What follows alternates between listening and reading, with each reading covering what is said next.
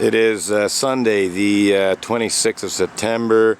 I'm in front of the Unitarian Church of Montreal. I'm in the second weekend of resuming my protest against Unitarian Universalist clergy abuse and other Unitarian Universalist injustices, abuses, and hypocrisy. I'm noticing up here we have a municipal election campaign poster for Peter McQueen.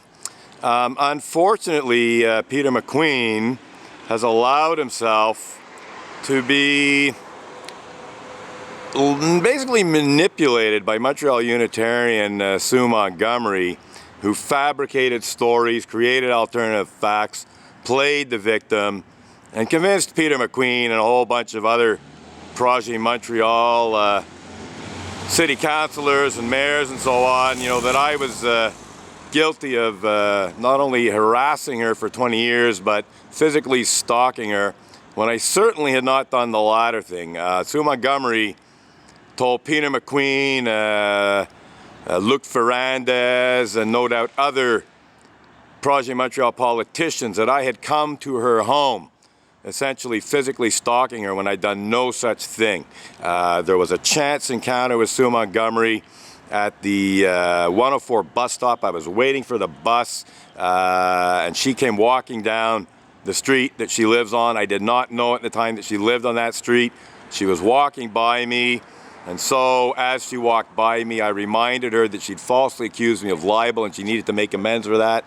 And I also told her that I was planning to come to the December City Council meeting of Montreal, and I was going to ask her a question, and this time I wanted her to answer it, because she had avoided answering the question I asked during the November City Council meeting. This was December 5th of 2017. Yeah, 2017. Instead of doing the right thing, which would have been admitting that I was telling the truth and trying to make amends one way or another, or at least giving me the opportunity to ask her a question and actually answering it at the December City Council meeting, Sue Montgomery did no such thing.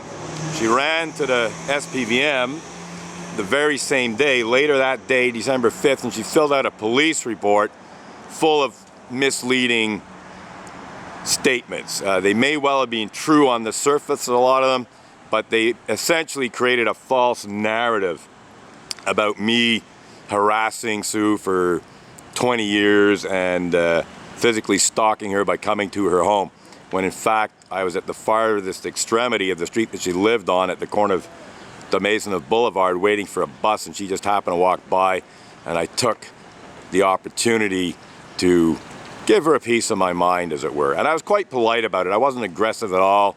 I just said, hey Sue, you accused me of libel, you need to make amends, and I said, oh, and by the way, I will be coming to the next Montreal City Council meeting, and I expect you to answer my question this time. That's basically what I said to her. I might have said one or two other things, but that was essentially it, and that's pretty much the tone of voice I said it in. I wasn't screaming or yelling or anything like that.